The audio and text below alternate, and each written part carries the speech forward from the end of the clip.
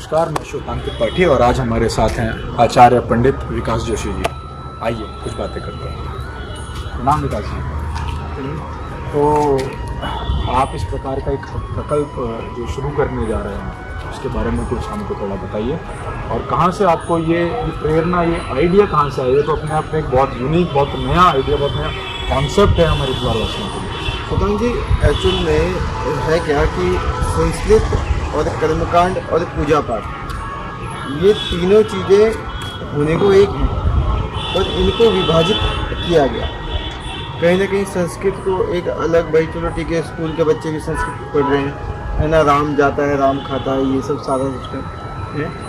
और जो कर्मकांड है उसको बिल्कुल अलग कर दिया गया। भैया वो वही लोग करेंगे जो धोती पहनेंगे, लाइक चोटा रखेंगे, लंबा टीका लगाएंगे, है ना, वर्ण से भी ब्राह्मण होना चाहिए। अब आप एक बात आप मुझे बताइए कि सामान्य रूप से हर किसी के घर में छोटा मंदिर होता है, हर किसी के घर में जो है सामान्य रूप से गणेश जी और लक्ष्मी जी की स्थापना होती है, उसका पूजन इंसान करता ही करता है। तो हम सनातन पद्धति के होते हुए, एक हिंदू होते हुए, शर्म की बात है कि हमें वो पूजन भी करना नहीं आता। बिल्कुल सच बात है। मैं अपना ही आपको अगर एग्जांपल दूं तो अभी जो है हमारे पीछे नवरात्रि गए हैं, माँ के 9 दिन होते हैं। तो जब मैं गणेश लक्ष्मी पूजन करने बैठा, मैं जो है वहीं से ब्राह्मण हूँ जी, भगवान की कृपा से, लेकिन तब भी मुझे लक्ष्मी गणेश का पूजन करना नहीं आता था। मैं कैमरे के सामने इस बात को सुना ये, और आपका इस प्रकार का प्रकल्प हम जैसे न जाने कितने नौजवानों के लिए भी, क्योंकि ये तो अपने आप में हमारे लिए एक बड़ा परम सौभाग्य है कि हम अपनी संस्कृति को, अपनी पद्धति को, अपने सनातन धर्म को हमको जानने समझने का आपके द्वारा अवसर मिलेगा। और कुछ हमको अपने इस प्रकल्प के, अपने इस जो है ये जो आपने शुरू किया है, ये कहाँ से जन्मा आइडिया? ये कैसे आपको? देखिए, आपने ऐसा बताया कि नवरात्रे निपटे, नवरात्रे में आपने पाठ किया, उसके बाद कुछ पूजन वगैरह का कुछ रहा, आपको लगा कि नहीं मुझे करना चाहिए, मुझे सीखना चाहिए, तो आपके मन में एक जिज्ञासा एक आई कि हाँ यार, नहीं मतलब सामान्य था, हमें आना चाहिए, थोड़ा बहुत तो आना ही चाहिए, कम से कम गणेश जी की वंदना तो आनी ही चाहिए। बिल्कुल है ना। तो मुझे ये आइडिया जब ये लॉकडाउन का जब चल रहा था, तो उस टाइम पे हम लोग खुद नवरात्रि करने के लिए जाते थे। तो इस बार नवरात्रि करने के लिए कहीं नहीं गए, और कई लॉकडाउन था, कहीं जाना भी कुछ, और लोगों का भी ऐसा था कि भैया कि कहीं बाहर से कोई व्यक्ति आएगा। अब बीमारी का ऐसा जो है वो उस टाइम पे काल था, तो बहुत लोगों का ऐसा था कि उन्होंने नवरात्रि किए नहीं, ये तो ऐसे ही अपना कर करा करके उन्होंने, फिर मन में असंतोष रहता है बिल्कुल कि यार ये छूट गया, ये नहीं हुआ, वो नहीं हुआ।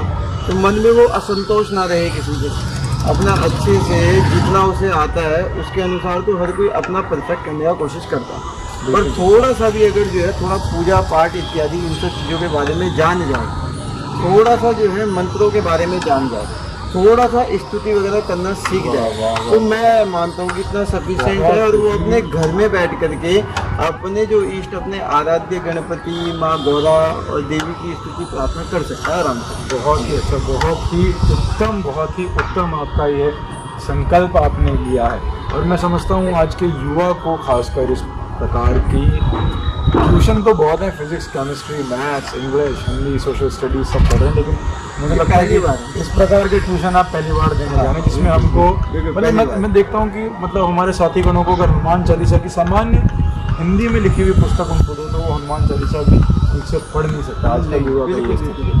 तो आपके द्वारा किया गया ये संकल्प इतना बड़ा फल देने वाला, सिद्ध होने वाला है। अरे ये केवल विडम्बना केवल हिंदू सभ्यता में ये है कि हिंदू जो है उनका बच्चा हनुमान चालीसा भी पढ़ना ही चाहता। आप देखिए जरा जैसे बच्चा, आप जो है इस्लाम उठा के देखिए, अन्य किसी भी आप जो है रिलीजियस में जाइए, उन्हें अपना जो है सब कुछ याद होता है। आप जो है किसी इस्लाम उसमें जाइए तो आपको देखने को मिलेगा कुरान, 4 साल, 5 साल के बच्चों को सब पता रहता है। और हमारे यहाँ इंसान जो है 20 साल क्रॉस रहता है तो हनुमान चालीसा पढ़नी नहीं आती। ये बड़ी विडम्बना है हमारे यहाँ, और आएगी भी कहाँ से? जब माता पिता लोगों को नहीं आती।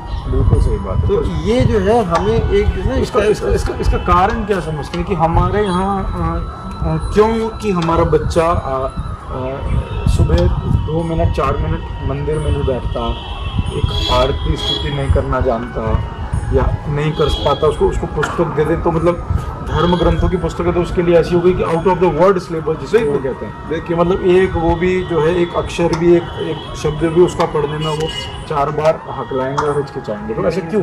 मतलब इतना बड़ा हमारा धर्म, इतनी बड़ी संस्कृति, हमारी सभ्यता, सनातन संस्कृति, इतनी पुस्तकें, इतना हमारे पास महाकाव्य, हमारे धर्म ग्रंथ, हमारे वेद, इतना साहित्य हमारे पास होने के बावजूद भी कि कहाँ हमारा ह्रास हुआ, कहाँ हम पिछड़े की आज हमारी स्थिति हो गई, ये हालत हो गई कि हम आज उस स्थिति में खड़े हैं, उस कंडीशन में हम लोग हैं कि हमारे हाथ में कोई एक धर्म की या कोई पूजा पद्धति की पुस्तक दे दो तो हम उसको पढ़ भी नहीं सकते। ये कारण है इसका बहुत बड़ा कि एक पूजा पाठ को एक विशेष वर्ग के लिए छोड़ दिया गया कि नहीं, ये जो है कर्म से, ये जो है अपना जो भी इसका धर्म है उससे ब्राह्मण है वो यही करेगा, इसके अलावा नहीं। भाई हम क्यों करें, हम तो वैश्य हैं, हम तो क्षत्रिय हैं, हम क्यों करें? ये कारण है। मेरा मानना ये है कि सामान्य रूप से हम लोग सभी लोग जो है अपने इष्ट आराध्य की आराधना करते हैं और हमें सीखने में कोई गुरेज भी नहीं होना चाहिए।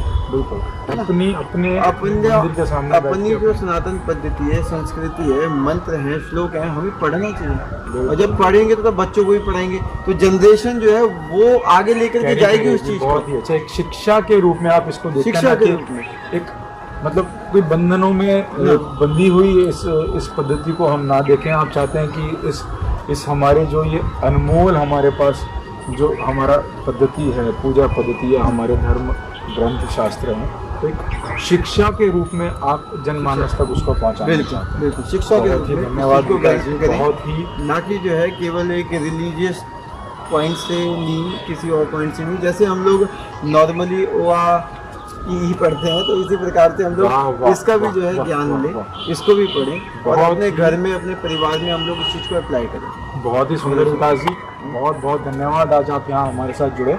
और मैं प्रभु से ये कामना करता हूँ, ये प्रार्थना करता हूँ कि आपके द्वारा उगाया जाने वाला ये छोटा सा विचार का बीज एक वट वृक्ष के रूप में जो है हमारे समाज में फैले, फूले, बढ़े और हम सभी उसके मार्गदर्शन में बहुत सी विद्या आपके माध्यम से ग्रहण करें। आपका बहुत बहुत धन्यवाद। बहुत बहुत धन्यवाद सर।